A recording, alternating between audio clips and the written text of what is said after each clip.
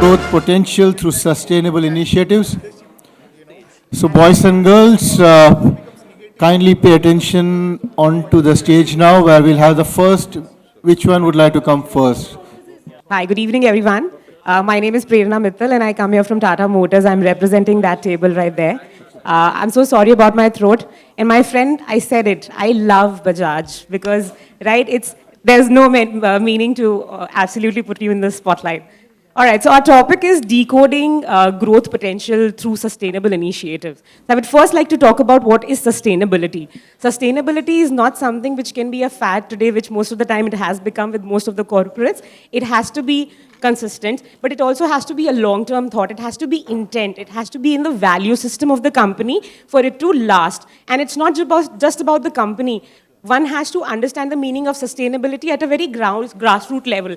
Everything which has happened, a big historical change, a big revolutionary moment, even our freedom, it happened when the message went right down to the last person. Why does he have to use it? Like, why? What change is going to get on in his life through this sustainable initiatives? Otherwise, he doesn't understand all these jargons. Plastic bag, paper bag, whatever. Plastic bag is easier, has more longevity, his stuff doesn't get ruined, he'll use it, right?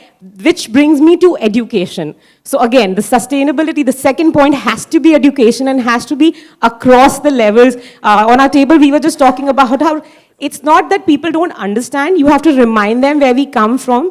Today, we have to understand India is in a transformational age, right? We are at the cusp, we are no more developing, we are also not developed. We are somewhere trying to find our roots in the middle, right? So people will try to follow fads. They will try to follow trends, look at people globally and do things. But can we bring them back at home and remind them that it's okay to reuse a dress? You know, there's a whole movement going in celebrities again. It could be a fad, but why can't we reuse our dresses? Why can't we reuse our products? Today we are throwing off mobile phones, refrigerators, TV, which used to not happen. I mean, I've been handed down generational clothes and shoes and everything, right? And even the television, wo pehle drawing room mein lagega, fir bedroom mein lagega, fir kids room mein lagega. So it's also about recycling as a nature, and which was very much there in Indians, I think. It's just that we've somewhere forgotten it, and at every level again, even at the corporate level. So Tata Motors basically has launched this whole rewire, and I'm not trying to market it absolutely, sir. But the idea is to take on the second-hand vehicles, rip them apart, and use every component to recycle something. And that's where the corporates come in. You know, we're talking about sustainability, marketing, etc. This is where the big corporates come in, because when some big change has to happen, somebody with a voice has to talk about it for it to get acknowledged and addressed. And that's where entrepreneurs come in. Because tomorrow the world is going to be taken forward by the young business. And we have a lovely woman at the table who is talking about textiles. She's doing this whole textile business. And they're not trying to put on a factory. They're trying to go to these smaller places, look at these household cottage industries, and make a network out of it. Now, she can expand this network anytime that she wants, whenever there's a growth in demand. Because she's also teaching them, teaching skilled labor. And she's creating a sustainable initiative because those people will never back down. The factory workers are never going to go on a strike. There's not going to be a huge electricity bill. It is a sustainable initiative through an entrepreneur.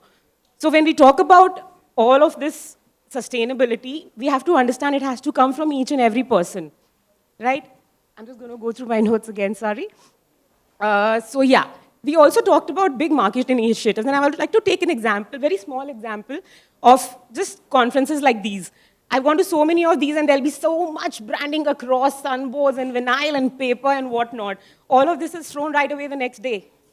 When we're talking about any of the marketing campaigns, we produce so much branding material on a regular basis, it's shameful. Can we not then think of really good ideas, marketing-wise, which will actually last longer? And somebody very nicely spoke about community, right? Community works. In Tata Motors, we have this SUV Owners United League, and honestly, any amount of advertising or collateral giving has not helped us as much as the community has helped us to get new customers, to retain those customers, upgrade them to a new product, etc. And what happens is when we are now getting electric vehicles, it's about taking it forward to the... Okay, so we've all heard about electric vehicles. It's so fancy. Now in India, everybody's manufacturing it. But for a very, very long time, only Tesla was selling it, right? So it's a fad. It's somewhere up there like Jesus, but you can't touch it. You just can't, right? It's not affordable. So it becomes a fad from there. But companies like homegrown companies, not just Tata Motors, even Mahindras and other small producers are making these electric vehicles which are very sustainable and affordable, right? And then they're taking it to the neighborhood. They're not trying to coop it up just for themselves. They're trying to share the technology. But how will that technology go there and actually make a long-term effect sustainable? How will it become sustainable? That's where the government comes in. So, government has to issue mandates, has to issue, you cannot pass laws just for everything because that becomes dictatorship, and we know there's always a right wing and left wing, so we don't want to go there. But you need to take educative steps, you need to take regulatory steps, and then you need to give also benefits to people initially, motivation. Even when a child walks, right, you say, oh, very good, you walked a little. So you need to give a little bit of motivation. And that's what a lot of governments are doing. So I would say not just electric vehicles, across the industries, whether it's fashion, whether it's food, whether it's the packaging, those big chips, Lay's packets and everything, they can be changed the way we deliver it, right? So the government plays a huge important role. But at the end of it, we have to come back circularly and understand whatever these sustainable initiatives that we are creating, how sustainable really they are.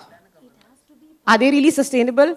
Being here, I shouldn't say this, but when you make an electric vehicle, the entire manufacturing line, the amount of pollution in different forms and fashions it creates, you would not believe. And after 4 years or 5 years, when you have to dispose of that battery, which most of countries have still not figured out, my friend, what happens then? Today we know about the refrigeration pollution which is happening through all those gases, but we still don't know. That's an unknown animal. So when it comes to the bigger picture, we need to understand that whatever solution is implemented, it's not just for today. You need to understand how does it end, just like a product life cycle. You introduce it, you get the baby in the world, it needs to die down. That's the natural cycle of it. And then how do you dispose it off, whatever it is that you create. So I think that's our approach towards the whole process. So there has to be technological advancement, resource allocation, trying to reuse the resources, not just reuse, because every time they will deplete, you need to also plant new resources to have enough bang for the future. And that's why India has survived this whole economic meltdown, because we are savers. So let us just get that saving mentality back into action, because it is fashionable, because fashionable is survival. So with that, I would like to end my thought here. Thank you so much. Thank you. I just want to add one more core definition on this when we talk of decoding the growth potential through sustainable initiatives. And I want to give a very basic example of, because everyone would correlate themselves.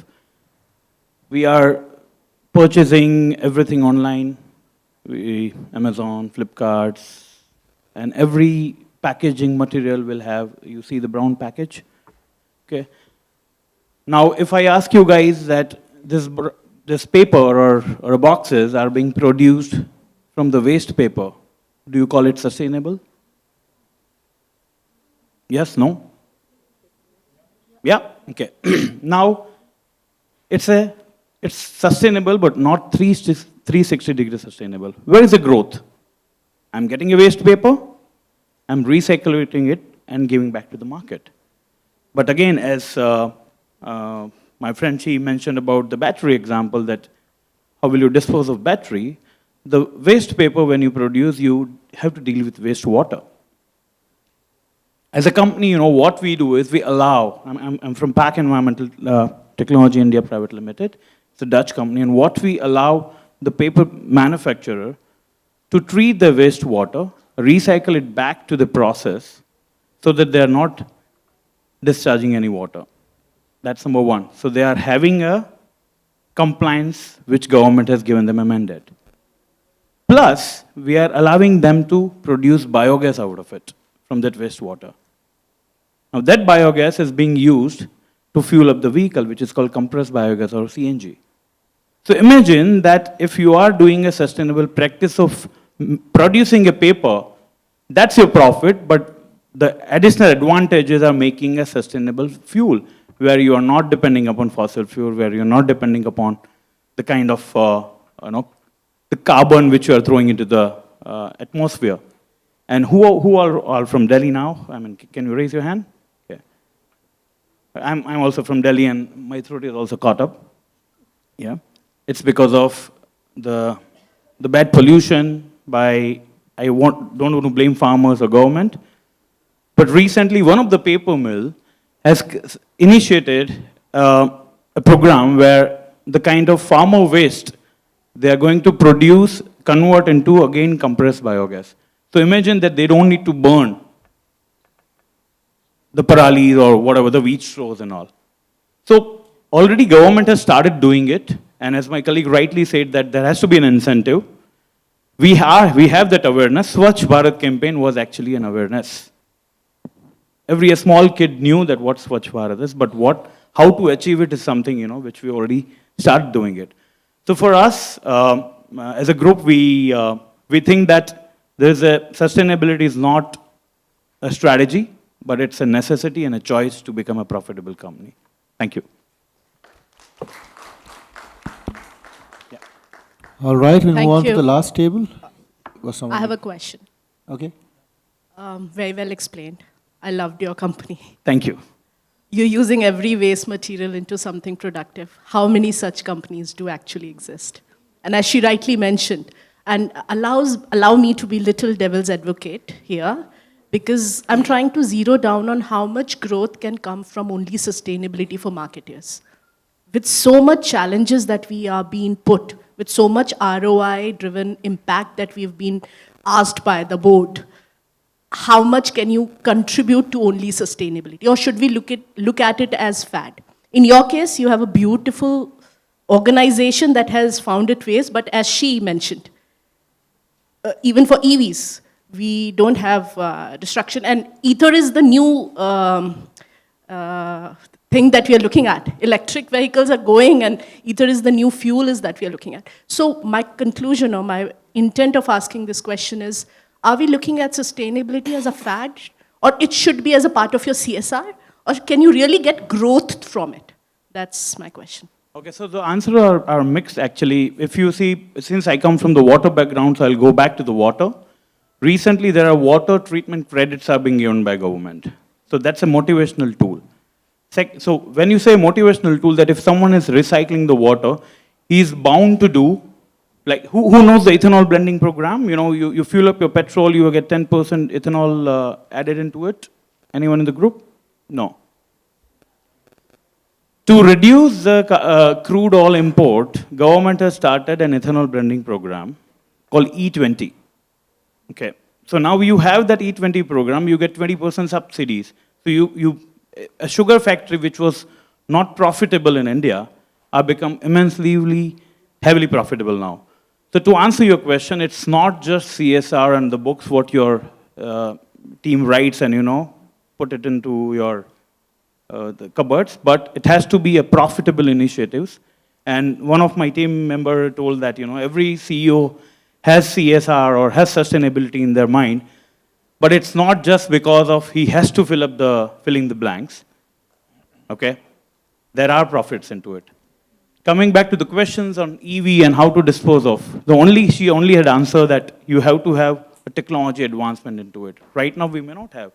And I'm going to hand over this mic, but once you have a technology to disposing of or to do something else, right now, 10 years back, we haven't had an answer on what to do with, paper, waste paper. But now we have an answer. So continued innovation and all will help them. Thank you so much. I think it's a very lovely question and very rightly so. But I'll just like to go to Mr. Jaishankar, who kind of speaks on these kind of issues a lot on the Global Forum. There has to be sustainability. It definitely cannot be a fad, and that's the kind of point that I was trying to make. But it also cannot be completely mainstream, because the burden of sustainability cannot come on a developing country like us. You have to understand that it has to be a really right mix. I'm just going to give you a really parallel example if you can get it. So Tata Motors used to not even have a marketing department back in the ages, right?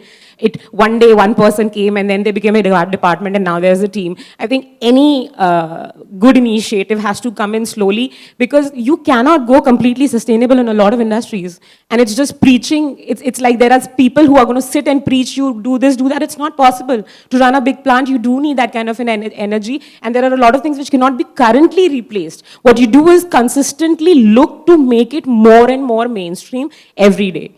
And I think somewhere we have to understand that, because there have been countries who've gone ahead and developed, but how do you keep replacing it? Ganda kar diya hai to saaf, how do you do it? How do you clean it back? That has to be the cycle. Just to answer your question, we need to be humble, make it mainstream, and just see how we can increasingly make it more and more included in our strategies going forward. Thank you. On that question, because we are also covering the same topic, coming back to the topic of whether it can be decoded as a growth potential, right? So adding on to the Tata Motors example, because I am also from the auto industry per se, one way to look at it is like how from your own products, you can make a proposition which is sustainably, I would say acceptable to the customer.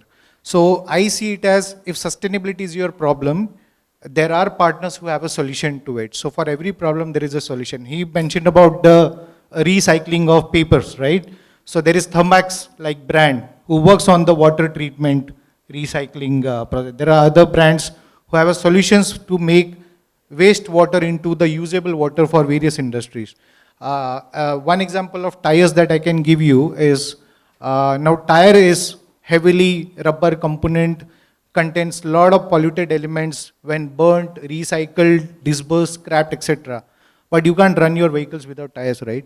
So there are brands like Bridgestone, Michelin, who have come up with, who are having a value proposition that if you use this particular tire, you are able to save fuel by 5%. Now that 5% has a big commercial value for a customer who is a fleet owner, a logistic company, right? So they are seeing value to it.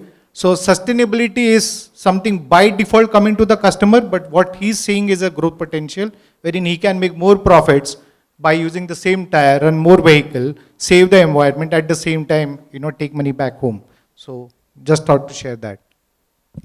I just want to add to it, for sure sustainability approach is not a choice, it's by default, okay? Today or tomorrow we have to do, and it has to become profitable for sure. Now, it's a mindset, and I will quote an example. For example, same Tata Motors example, when Tata Motors could take a lead into EVs, there are global companies, MNCs, they were sitting on the fence. Ather took a lead into EVs, Bajaj, Hero were sitting on the fence. Now these companies are 50 years old. They could have made a sustainability choice much before. But it's a mindset. If you make that choice and then drive innovation to drive profits, obviously it's going to happen. Hi. My perception and my thinking is like, why is sustainability seen as a separate division? Why can't it be into the system and make it as a enforcement? And the governance should come in here, and all of us, it has to be a one whole system, not see it as a different issue. Yeah. When the government enforces. No, we have to make it like, startups, Ideally we should. Yes, startup governance, then policy makers, everybody should come, and even the conglomerate of the companies who are so big wigs should come and help these startups and be a system rather than see it as a separate one. We have to bring it into the system. That's what I'm thinking about. Yeah. Okay, now everybody's talking about it, so I would just like to add few more points. I mean, with my experience, of course, in the FMCG fronts, what Indian companies are now doing, or in fact, for that matter, the company where I worked last, we have got those, what you call this, plastic pallets, we used to supply to Heineken, okay? I represent a company, which is in Oman now. I head the sales and marketing for entire Gulf. Before that, I was in West Africa. So I'm talking about a company where we were making these plastic pallets. Those are carrying those beer crates. So Heineken had clearly spelled out that they need bio-friendly pallets, which should be recyclable. So that already implemented there. Now talking to India front, my last company, it was into beverages. So I'll tell you, big companies today, if you look at, for that matter, even Carlsberg, they have already adopted it. It's a very popular, drink brand. Everybody knows they're a global player in India also. And, they have reduced 50% carbon footprint. And by 2030, they are going to be completely zero. Another change which they are bringing about is that a complete shift, a packaging change. Like there's no more going to be a plastic or a glass bottle or anything, or an aluminum can. It's going to be a paper made, can, which is going to come by 2026. work already has started. So it's not that people are not working on it, people are working on it. For that matter, if you really talk about Dabur, internally they have already started recycling their all packing materials, okay? If you look at Imami today, you know, Imami today is pretty big now, they are doing the same thing. My present company, we use those PET bottles from those granules which we collect, okay, we buy from. They are again, you know, recyclable granules. So all these changes have started happening across the geographies, you know. It's not that we in India are not doing or others are not doing. As she said, and also he addressed, you know, it's a need of the hour. So everybody is addressing it actually. We are from a biotech firm, GenCrest, and we are here to solve the problems of the farmers. Basically, the banana stems which are kept in one corner of a farm is actually adding to the methane, and it is really bad for the environment. So what we have done is, we take the banana stem, we buy it from the farmers, we crush it, we take out the juices out of that, and then the extraction is used as fertilizer, and whatever residue is there is used as the fiber that is going into a lot of textile companies today. So I think when our company talked about sustainability first and then got into this business, whereas other companies generally would do is, you know, just jump into a business and then talk about sustainability. So I think we all need to think alike, and then there are a few points that I think you are also going to throw some light on it, right? Ankesh, you have just 3 minutes now to close because Okay, it's I getting think a a little longer lot now. of discussions already happened, so I'll just conclude some of the points, and I will not repeat the points which has already been discussed. See, again, I want to come back to the topic. You know, if you want to talk about sustainability, we should do it. We should first behave ourselves. We should consume less. There are a lot of great things we can talk about, but the topic here is how can we decode the growth potential, and what she asked that, you know, when CEO asked what is the ROI and all, and if you have an answer that sustainability is going to give you ROI, maybe better than that, I think that's what we want to cover. So first, it needs to be economical viable, and my friend said that it needs to be profitable. And it started from, you know, Michael Porter, who is big capitalist. You know, he talks about capitalism, profitability and all. He was the first person. He said that the moment you add profitability to sustainability, everyone will jump on it. You see Levi's of the world, you see Nike of the world, everyone, sustainability, if you go to their store, you will say it's a sustainable shoes because it helps them to reduce the cost, they use the circular economy, and also it adds to the profit. So sustainability is not a CSR, it's a part of your business. If it is not part of your business, you're going to suffer. Then technology enhancement. We have a lot of technologies like cloud computing. You know, one of my friends mentioned that you're moving everything, all your technology to cloud because in every organizations, computing takes a lot of energy, and most of those are inefficient energy. So if you outsource it to the cloud and everything, it saves quite a lot. Digitization is the big part. Like if you digitize, automate everything, that adds to your efficiency, that adds to your automations, that brings to your cost down, which can add to your growth potentials. Then my another friend talks about product innovations like STEM, what she just mentioned about the banana. Also monitoring if you see your entire product life cycle management, from your sourcing, it goes to the customer and what customer does after that. We got the example of Tata Motors are taking their own old car and doing that. So entire each life cycle stage, see where you can do the improvement and where you can add to your bottom line. And then also, like more environmental friendly things at the E stage and everything. Very important part, human resource. You know, today, if you ask youngster, most of the Gen Z, they want to talk about green. They want to work for the company who is responsible for your environment. Putting the induction programs, we have a person from academia. Can we have a module on sustainability in education itself? And then when you are hiring somebody, can you have a module within? In my company, I'm from Schneider Electric. We have if we do not certify in that sustainability program, we are not that the GETs or METs will not even qualify for the job. And then the ecosystems, what Madam talked about. You know, see, our company thinks we should not wait for government regulation because government regulations are always very erratic. It comes from because of some vote, because they want to win elections, they just want to do these things. It needs to become from the ecosystem. So from ecosystems of your suppliers, from your organizations, if they work on something which can provide where a forum like this, where we can talk about, share ideas, best practices, that will help. Another important part about green finance, capital infusion. We are talking about, somebody talk about we can't recycle lithium-ion battery. Why we are not investing in R&D for that? Why the big finance and VCs of the world, they are not funding the green projects which can add to the innovations, which can add, further influence the growth? And last, but not the least, and we always forget the customer. The customer also is also quite aware. If you give a customer a choice of a product, and one product which is environment friendly, one product is going to harm the environment, there is a lot of awareness already there, they are going to choose your product which is environment friendly. They will not even mind paying little bit of extra, not 20-30%, but not little bit of extra to be a more responsible. So I think collectively there are a lot of examples being used. One example, not from my company, I would like to end this. As a customer visit, I went to Jamnagar, to Reliance refinery, and then I saw a huge plantation of mango trees. And then I came to know, I'm talking about 8-9 years back, then I came to know that Reliance is the biggest exporter of your Alfonso mango. And then I came to know the guy over there, the estate manager told me, this land where I can see the mango plantation was not even fertile for mango. So I asked him how you did it. They used to put a lot of wastewater to the sea. So then government came with the regulation, they can't put the wastewater in the sea, they have to do the water treatment, and then you have to put it on sea.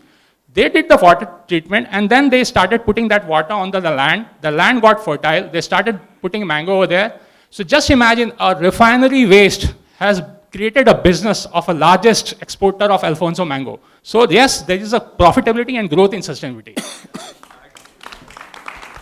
One last line. In fact, Dr. Alok, when you actually gave us the definition of sustainability, you said profit, people, planet, and purpose. That was Google and AI on absolutely on your fine. systems. But then there is absolute value over there. I mean, everybody is talking about. I'm sure the examples thrown here essentially talk about the various ways in which people are doing, and I'm sure every organization, some ways we have the organization, those are built up from the product, which is absolutely sustainable, like we have an example here, to somewhere, some people trying to add value across the life cycle of the product till such time it reaches the customer. I want to end by saying that today the need is that the corporate, whether it's a corporate or non-corporate, if its sustainability becomes the statement of purpose, believe me, profit will be driven, planet will be saved, and I'm sure people will definitely contribute to it. And that's it from our end. I would like to add one more point, is how many of you can go back to your seniors and talk about sustainability? Does that happen in your company? That is also one very big point, because that brainstorming session needs to take place. Like, for example, in our case, any one of us can go back to my MD and say that, come on, I think this is a good idea, why not add this? So then we do a lot of brainstorming around that topic. So I think that is also one very important aspect as far as you talked about the conglomerate that we need to create. So something like that can be created when you have your own repository happening within your own organization, and even within your own family for that matter. Yeah, thank you.